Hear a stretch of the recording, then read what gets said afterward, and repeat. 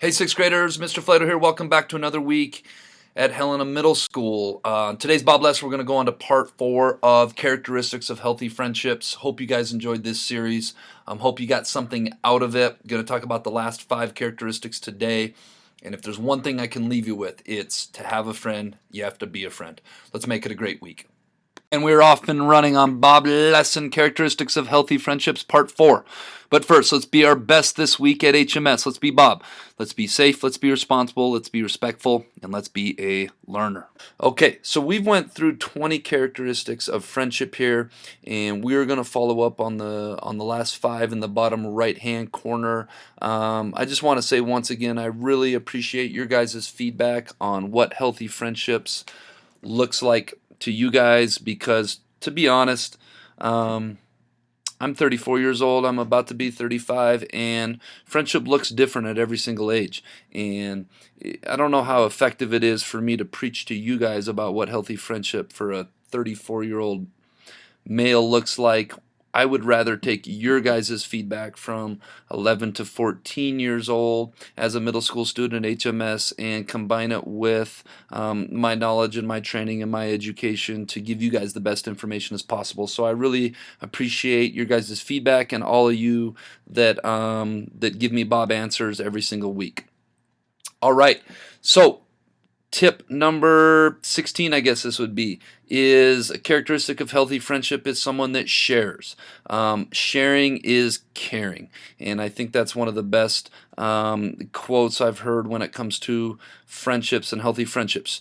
What is sharing? We share our possessions, we share our time, we share our experiences, we share our laughs, we share our joys, we share our hopes, we share our dreams, we share our struggles, we share our fears, and that's what friendship is really about, is when you trust somebody and you can open up another layer and talk to them about that. As it comes to possessions, a rule of thumb and a golden rule is treat your friend's possessions better than you would your own. So if your friend lends you something or a friend gives you something to enjoy for a while, make sure you treat that better than you would if it was your own, so that you can return it in tip-top condition. And if something happens, maybe a friend loans you a ball or loans you their iPod or something, and something bad happens and you break it, a good rule of thumb is to replace it. Quote I have, and I saw this from one of my friends on social media about a year ago. It said, if I have 10 jelly beans, and I'm going to use the jelly bean example because it works for this situation. If I have 10 jelly beans and my friend has 0 jelly beans, I now have 5 jelly beans. If you understand that, then you understand what this slide on sharing and friendship is all about. Tip number, I guess this would be 17, understanding and empathetic. This was something I heard a lot from your guys' feedback. This word empathy, it keeps popping up, and for a very good reason. I love this word. I am biased. I'm a school counselor, and so I believe in empathy. But empathy, again, is defined as having the ability to understand and share the feelings of another or another person.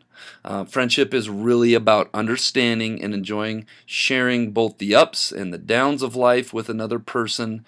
And to me, that is just nutshell. That's friendship in a nutshell, is sharing and understanding the ups and downs of life that we all go through. We all have ups, we all have downs, we all have good times, we all have bad times, we all have struggles, we all have worries, and being able to share that with another person.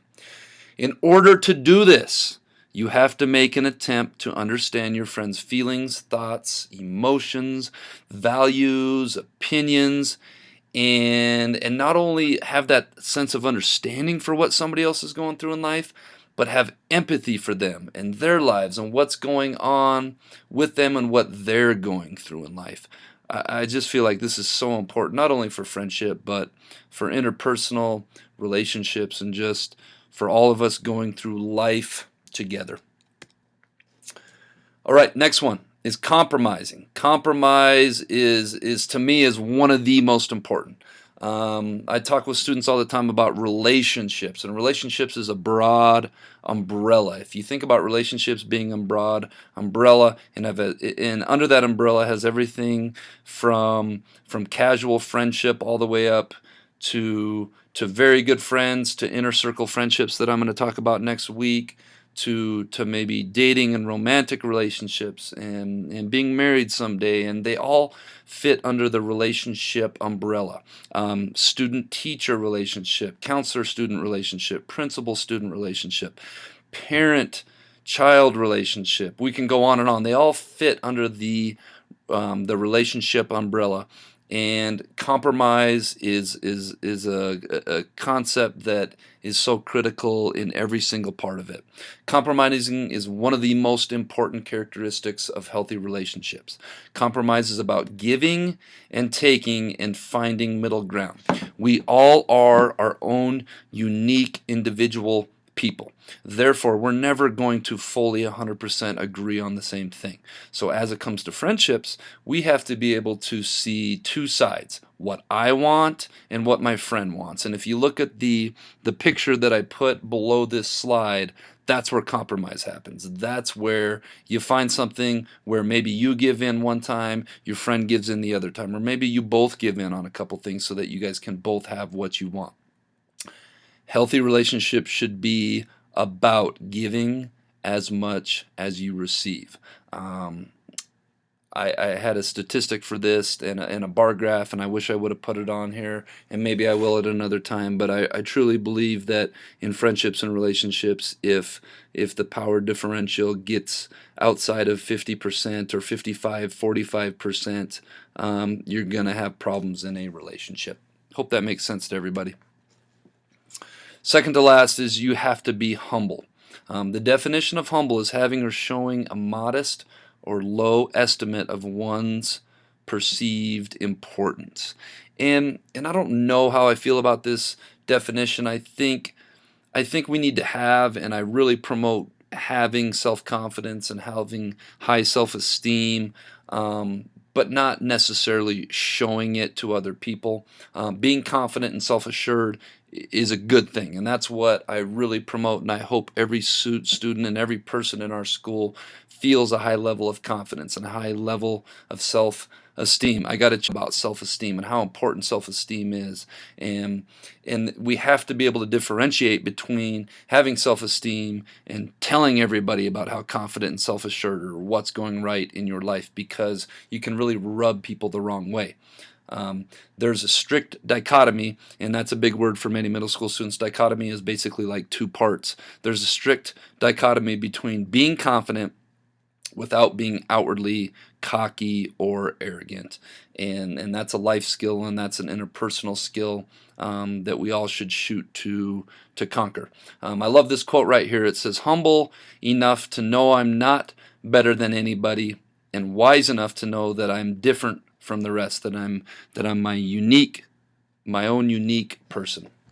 All right, and our final slide and our final tip out of the 20 of healthy characteristics of friendship is showing interest in other people. One of the best ways to make new friends is to show interest in others by inquiring or in questioning about their lives, their interests, their passions, their goals. Really thinking outside of yourself and trying to get to know somebody else. This also shows a high sense of selflessness. Selflessness is the antithesis or the opposite of being selfish. Putting others' needs before your own needs. When friendships become all about you or all about me and what's best for me and what I want and what works for me, is when friendships become very unhealthy. My quote of the week comes from Mr. Ralph Waldo Emerson, and when it comes to friendships, I don't know how many times I repeat this to kids in my office. The best way, or the only way to have a friend, is to be a friend. And friendship is so awesome, and it totally epitomizes life in so many ways that you want something in life, you have to earn it. You have to be it. There's very few things in life that are just handed to us. I'm a huge believer in working for what you want in life, going out there and getting it, earning it. And friendship is so true to that. The only way to have a friend is to be a friend. You can't have a bunch of friends and be a lousy friend in the process.